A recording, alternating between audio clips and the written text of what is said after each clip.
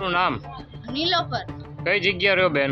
કુંભારવાડા મામાની દેરી. શેને હું લેવા માથાકૂટ થઈને હું લેવા થઈ? બેન ને એમ કીધું કે એકલી વહી આવો, તો બેન એમ કીધું હું એકલી ન આવું, મારો નાનો છોકરો છે ને કેમ આવું?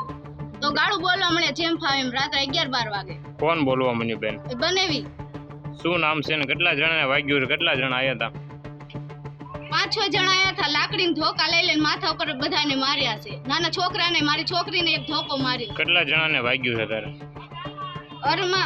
મોસીન ભટ્ટી, રમજાનભાઈ હુસેનભાઈ ભટ્ટી, સલીમભાઈ હુસેનભાઈ ભટ્ટી, ઇમ્તિયાજ હુસેનભાઈ ભટ્ટી. મારી મમ્મીને વાગ્યું નસીમબેન હુસેનભાઈ ભટ્ટી. મારવાવાળા કેટલા જણા હતા? 5-6 જણા હતા. શું નામ છે એનું?